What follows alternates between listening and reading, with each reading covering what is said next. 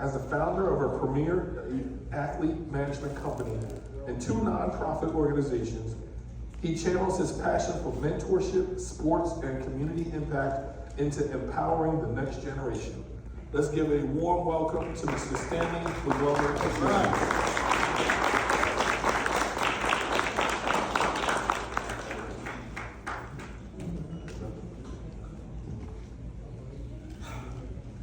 How y'all doing?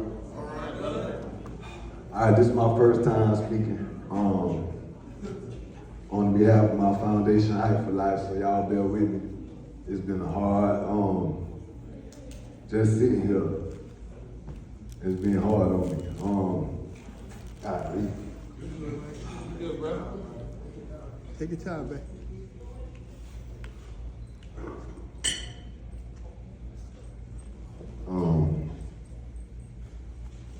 I'm pretty sure like any other father in here, the number one thing we want to do is have a son. I got daughters, but Lord knows I really wanted a son. I'm a God-fearing man, so I prayed hard. I prayed hard every day. When I found out my ex was pregnant, and I prayed every single day. And I was asking God, can you please give me a son? I mean, I begged God for a son, y'all, I ain't gonna lie. I was blessed enough to be in the NFL, to play for the Carolina Panthers for 5 years. So my number one dream was to have a son that, of course, gonna follow in my footsteps and go to the NFL. I mean, that would be the number one dream I ever had in my life, was to see my child, my seed, playing football like I did. And I was blessed that God gave me a younger brother that I was able to mentor and coach and watch him make it to the NFL before I had my son, well, getting on his journey before that. And that strengthened me to want to have a son for that reason as well, because I was successful in the NFL. My brother's gonna be a successful NFL player. So I know my son, I know it's in my blood. It gotta be. So I prayed and I prayed and I prayed. And just like every other father here, when I had my son, so beautiful to me, beautiful hair, beautiful eyes, I was so thankful. I thank God like a million times. I was so happy to have a son. And in 6 months, he was saying, Daddy.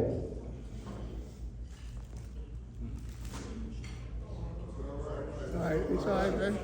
It's okay.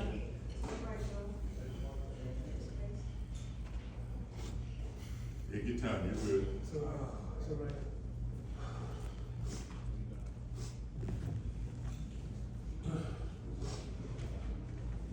Alright, this is a safe place for us. Sorry, y'all, it's my first time talking. That's all right.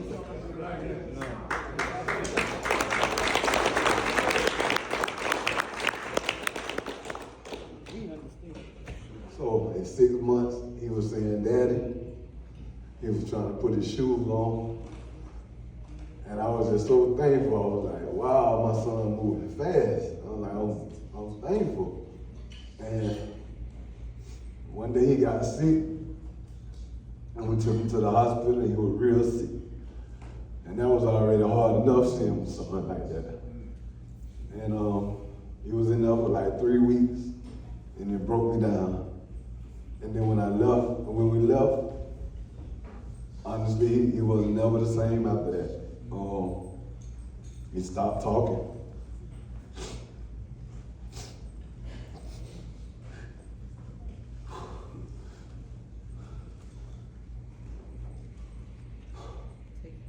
You understand? You're here.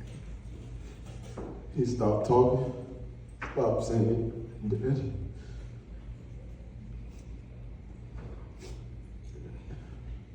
And my mama told me something like, Get that off your chest, man. Get it off your chest.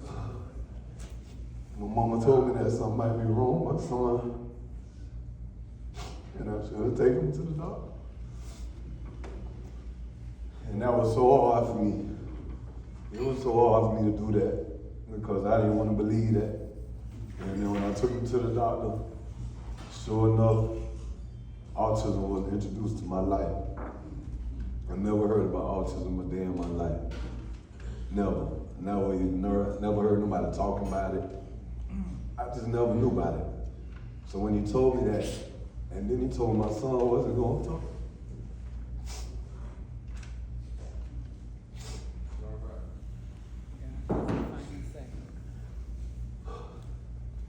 He said he wasn't going to talk, and he wasn't going to be able to have no motor skills for a while.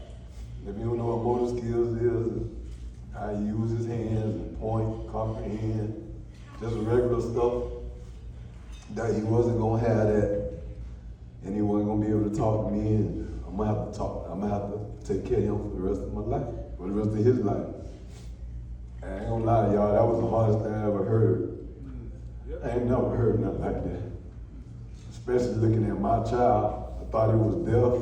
I didn't know what to think. He wasn't responding to his name no more. He wouldn't come to me. He wouldn't do nothing. He just sat there. And it's been going on like that. I mean, from that point, I went in denial for like 3 years. I was embarrassed. I was ashamed. Just being honest, I felt like, dang, I hired somebody that got so much. How my son not be regular. And it was hard for me to understand, hard for me to tell people. I wouldn't let a soul watch my child. Not even my grandma, my mama. I wouldn't let nobody watch him still to this day. I'm so protective over him. I love him so much. And this thing is just, I never knew I could love somebody like this. Honestly, I never knew I could. And I've been walking this journey with him for 7 years now. And it's been so hard. It's been so hard. I walk around with guilt because I feel like every time I'm having a good time, I think about my son. He's not with me 24/7. And I'm scared that he'll run away. He's low. So I have to walk around with a leash on him. And it killed me.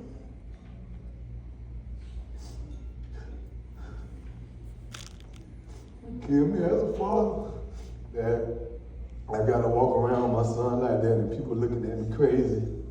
It's just a lot. There's a lot. And I'm so scared to lose him, so I won't go out the house without it.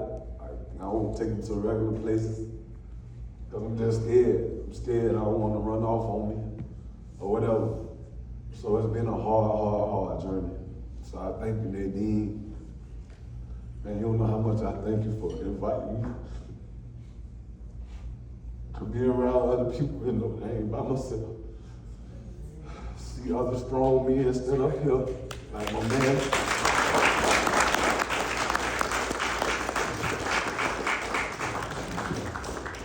See strong men stand up here and not cry and be telling jokes. I can't wait to get to that point in my life. It's coming. Where I can be thank you. I'm always here. Amen. So I know I belong here. I'm thankful enough to have a son with autism and understand my gift that God gave me. As I prayed for him.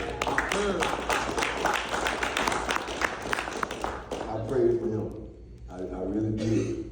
I prayed for my son. So with my son having the condition he got, it's mine too. And it's everybody else on my shoulders as well because I can sympathize now. I can understand a parent that's dealing with a kid with special needs.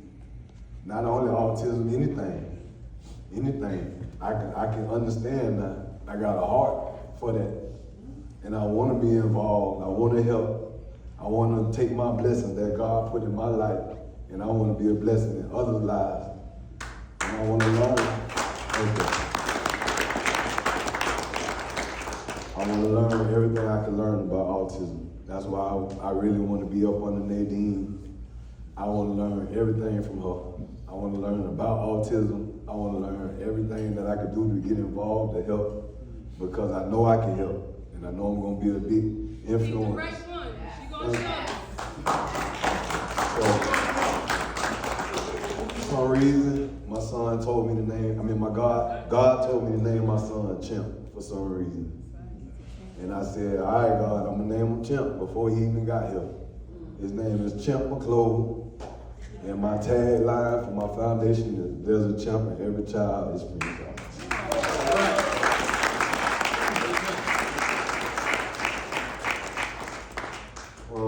To give y'all an update on where he at now, he does say 2 words now. He say, Dada.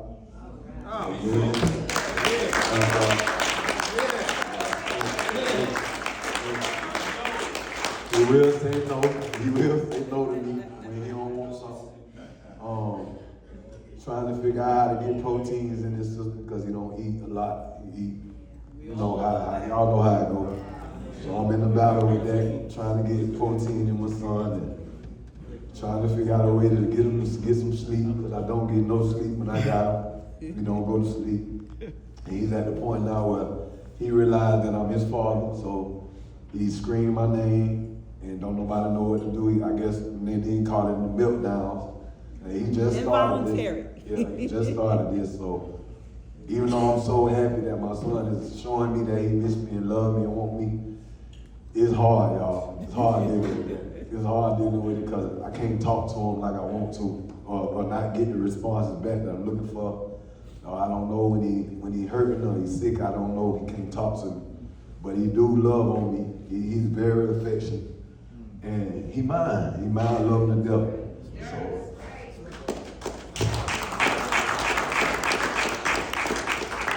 I want to thank my mom.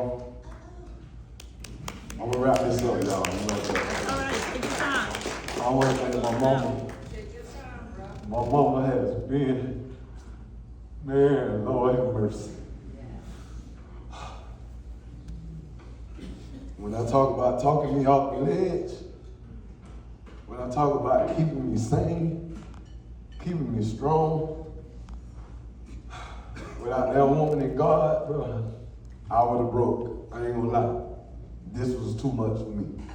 As a man, I done been through the hardest things playing football and in life, but nothing was harder than this. Nothing has been harder than this in my life. So having somebody who will answer that phone for you 3 o'clock in the morning, 4 o'clock in the morning, and you can cry and she won't judge you. She won't look at you as no less than a man. And she's standing there painting with me every time. Every time. And I'm so thankful for you, Mom. Thank you. Yeah.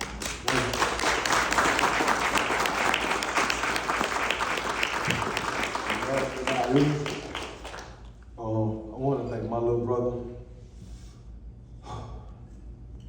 It's another person that's very special to me. We got 14 years apart from each other. So I'm kind of like his daddy brother, you know. I love him. I love him to death, man. It just is what it is with me. I love hard. I got one brother in this world, and things didn't go right in my life how I would like them to have gone when I was younger. So I made a promise to myself, to my mama, and to God that I'm gonna be the best big brother walking on the earth. And I'm so thankful to have him. He's a very busy man. He's very blessed and busy, and I'm so thankful that he took time out of his day to be here for me, because he don't know how much it means to me. Y'all talk about it. So I'm working on that again to talk more and get this stuff off my chest. So I am very thankful for him. If y'all don't know, he played for the New York Giants. And it's been a blessing. To be a part of his life and his journey, and for him to get behind me in autism for his nephew is, I can't do nothing but say that's a blessing straight from God, y'all. Because with him, I know that at least I can bring change some kind of way to this world and through autism. And with us being involved, I know God got a plan for us to just be that helping hand for other fathers and mothers like us to get out here and help. You know, that's what we want to do. That's a mission. And to be here and learning and meeting other men and seeing my man's son and he's talking now, all this is just inspiration for me. And it's good that my family get to see and be educated about what I'm dealing with on a day-to-day basis, because it's hard for me to express myself when it comes to that without crying. So, and I don't like to cry, so this is different for me. It's my first time speaking on behalf of my foundation, but I'm thankful to be here, y'all. Y'all have seen me way more often in New Jersey with my foundation. We also based in Fort Lauderdale, Florida, and Atlanta, Georgia, and North Carolina. I've been everywhere trying to change lives and help people. I have another foundation called Big Brothers United that what we do, we help people in inner cities and we just give back. My motto is I live to give, and God has put my son Champ in my life for me to give back to autism and learn as much as I can to help my son live a regular life. So again, y'all, thank y'all so much for having me here. I know I might have talked a little longer than I'm supposed to, but my first time. Thank y'all.